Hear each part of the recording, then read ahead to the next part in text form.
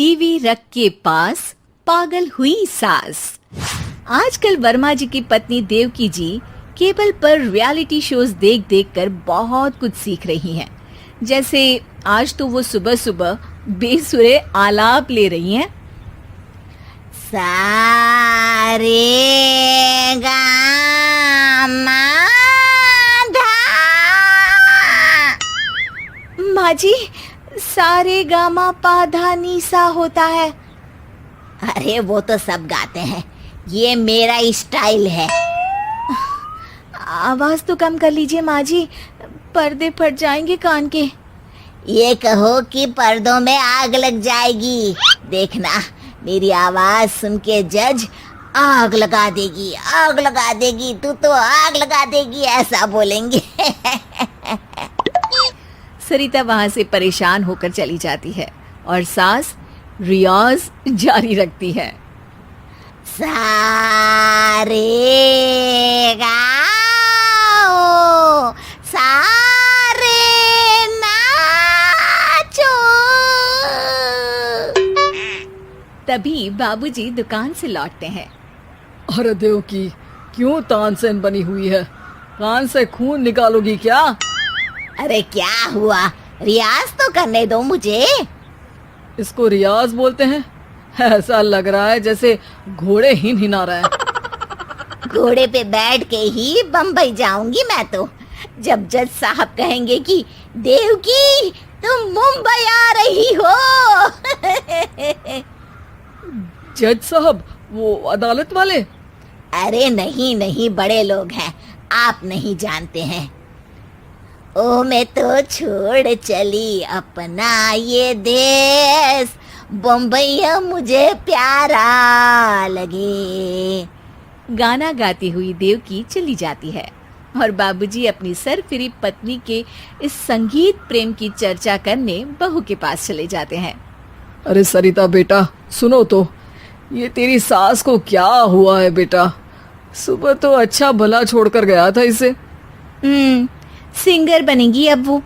Singing reality show में जाने की सुबह से तैयारियां चल रही हैं इनकी। हाँ, अब तो कोयल के सुर मेंढक छेड़ेगा।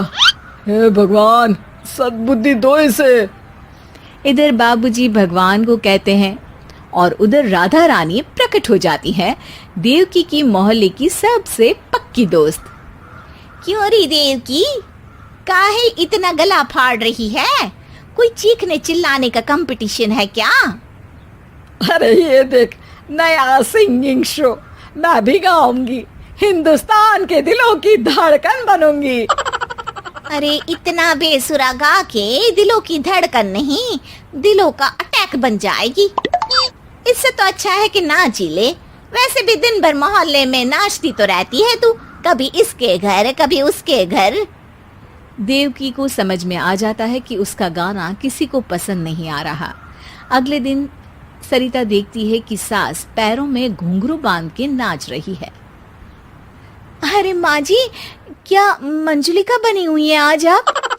अरे नाचने दे बहू, जब तक है जान जाने जहां मैं नाचूंगी। अरे माँ जी, अभी जान निकल जाएगी इतनी जोर से नाचेंगी तो। अरे अरे, क्या कर रही हो? अरे दिख नहीं रहा, डांस कर रही हूँ। अरे जैसी तुम्हारी हरकत है, तुमको तो नागिन डांस करना चाहिए। वो भी करूंगी, भांगड़ा भी करूंगी, देखना जज मुझे देख के स्टैंडिंग ओवेशन देंगे।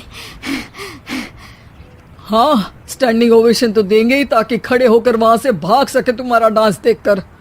अरे कुछ ढंग की चीज करो, ये रोज क्या नया शुरू कर देती हो?